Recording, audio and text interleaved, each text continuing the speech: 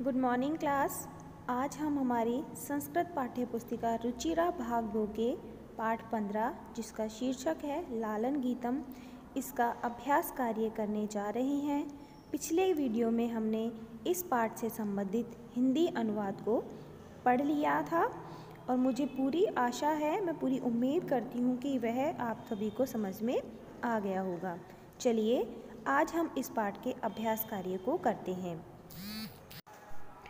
इस पाठ का पहला प्रश्न है गीतम सस्वरम गायत, अर्थात गीत को स्वर के साथ, लय के साथ गाइए।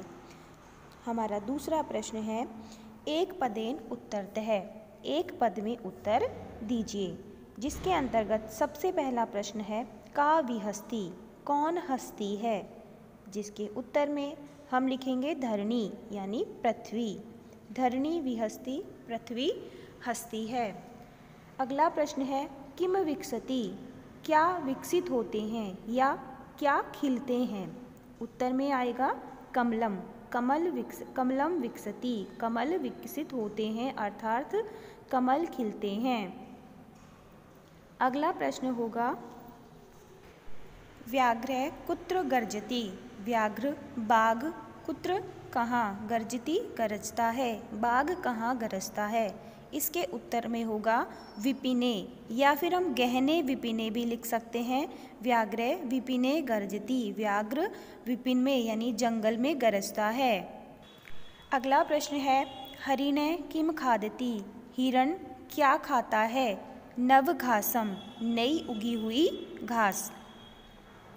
लास्ट प्रश्न है मंदम कै गच्छति, धीरे धीरे, मंदम का अर्थ होता है धीरे धीरे, कै गच्छति कौन जाता है। तो गीत के अंदर हमने पढ़ा था धीरे धीरे कौन जाता है, उष्ट है, तो धीरे धीरे जाता है ऊंट।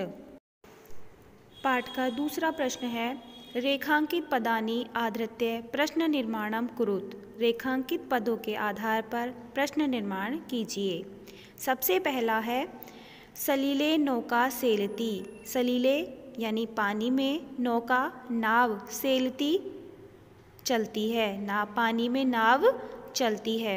नौका को रेखांकित किया गया है और नौका के आधार पर प्रश्न निर्माण होगा सलीले का सेलती, और अंत में हम प्रश्नवाचक चिन्ह का प्रयोग करेंगे। अगला है पुष्पेषु चित्र पतंगा डयन्ते, फूलों पर तितलियां उड़ रही हैं। पुष्पेषु के आधार पर प्रश्न निर्माण बनेगा केशु या कुत्र चित्र पतंगा डयन्ते, कहाँ तितलियां उड़ रही हैं, और अंत में प्रश्नवाचक चिन्ह का प्रयोग करेंगे। अगला प्रश्न है उष्ट्रः पृष्ठे भारम वहति, ऊंट पीठ पर भार ढोता है। उष्ट्रः के आधार पर प्रश्न निर्माण होगा कै पृष्ठे भारम वहति, कौन पीठ पर भार वहन करता है या बोझ ढोता है, और अंत में वही प्रश्नवाचक चिन्ह का प्रयोग किया जाएगा। अगला प्रश्न होगा धावन समये अश्वः किमपि न खादति, दौड़ते समय घोड़ा कुछ भी नहीं खाता है। धावन समय को रेखांकित किया गया है, जिसके आधार पर प्रश्न निर्माण होगा कदा अश्वः किमपि न खादति, कब घोड़ा कुछ भी नहीं खाता है, और कदा के जब कदा आ गया है तो प्रश्न निर्माण पूरा होता है और उसके आधार पर लास्ट में अंत में प्रश्नवाचक चिन्ह का प्रयोग किया जाता है। लास्ट प्रश्न है सूर्य उदिते धरणी विहस्ती, सूर्य के उदय होने पर, सूर्य के निकलने पर पृथ्वी हंसती है। इसके आधार पर प्रश्न निर्माण बनेगा कस्मिन उदिते धरणी विहस्ती, किसके उदित होने पर, किसके निकलने पर पृथ्वी हंसती है, और सेम उस बाकियों की तरह अंत में प्रश्नवाचक चिन्ह का प्रयोग किया जाएगा। अगला प्रश्न है मंजूषाते समानार्थक पदानि चित्वा लिखत, मंजूषा यानी बॉक्स में दिए हुए, संदूक में दिए हुए समानार्थक पदों को देखकर लिखिए, पदों के समानार्थी पद देख कर के लिखिए। तो बॉक्स में हमें दिया गया है पृथ्वी यानी धरती, देवालय यानी मंदिर, जले पानी, वने वन, मृग हरिण या हिरण, और भयंकरम यानी भयानक। तो इन शब्दों को देखकर हमें इनके समानार्थी शब्दों को इसके सामने लिखना है। धरणी का समानार्थी शब्द होगा पृथ्वी। करालम, करालम का अर्थ होता है भयंकर या भयानक, तो इसके समानार्थी शब्द होगा भयंकरम। सलीले, सलीले का अर्थ होता है जल या पानी, तो इसके समानार्थी शब्द होगा जले। विपिने, विपिने का अर्थ होता है वन, तो वन इसका समानार्थी हो जाएगा वने। हरिणे, हरिण का अर्थ होता है मृग, और इसका समानार्थी शब्द हो जाएगा मृगे। मंदिरे, मंदिरे का समानार्थी शब्द हो जाता है देवालये। अगला हमारा प्रश्न है विलोम पदानि योज्यत, विलोम पदों को एक दूसरे से जोड़िए। मंदम, मंद का अर्थ होता है धीरे, इसका विलोम शब्द होगा क्षिप्रम यानी तेजी से। नीचे यानी नीचे, तो इसका विलोम पद हो जाएगा उच्चई यानी ऊंचा। कठोर है, कठोर का अर्थ होता है मुश्किल, और स्निग्धम यानी नरम। पुरातनम यानी पुराना, नूतनम यानी नया।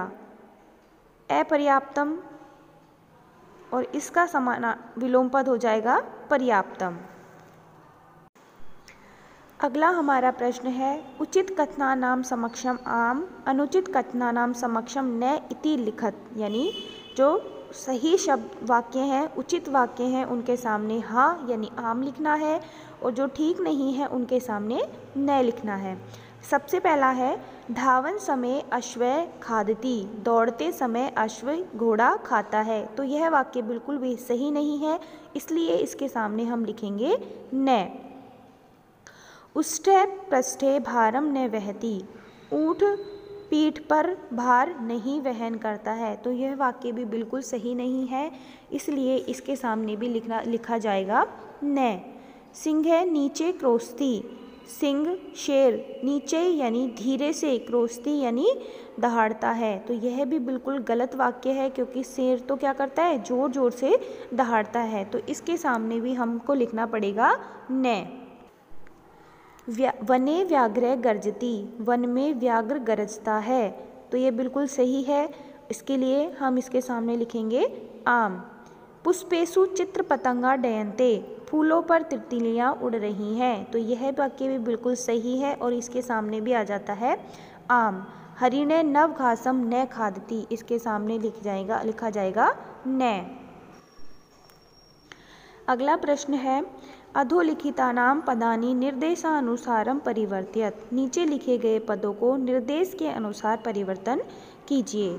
जैसे उदाहरण दिया गया है चित्र पतंगे, इसे हमें प्रथमा विभक्ति के बहुवचन में बदलना है, तो क्या हो जाएगा चित्र पतंगा। इसी के अनुसार हमें बाकी सारे पदों को परिवर्तित करना है। सबसे पहला पद है भल्लुक है, इसे तृतीया विभक्ति के एक वचन में यदि परिवर्तित करेंगे तो शब्द बनता है भल्लुकेन।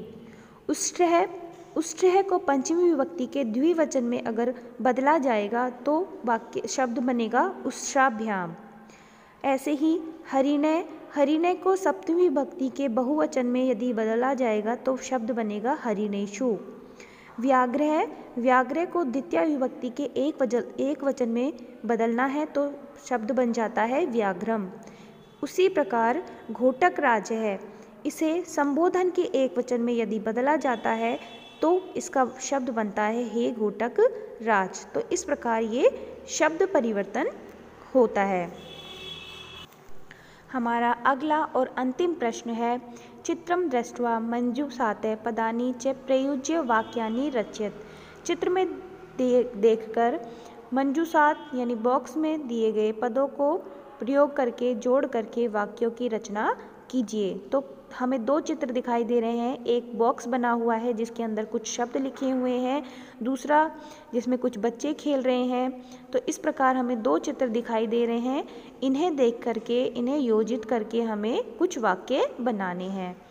जैसे सूर्य उदेति, सूर्य उग रहा है। खगा कूजंती, पक्षी चहचहा रहे हैं। बाला क्रीडंती, बालक खेल रहे हैं। कमलानी विकसंती, कमल खिल रहे हैं। चित्र पतंगा डयन्ते, तितलियाँ उड़ रही हैं। तो इस प्रकार हमने कुछ वाक्यों की रचना की है। यह हमारे इस पाठ से संबंधित अभ्यास कार्य है। मैं पूरी उम्मीद करती हूँ कि यह आपको समझ में आ गया होगा। धन्यवाद।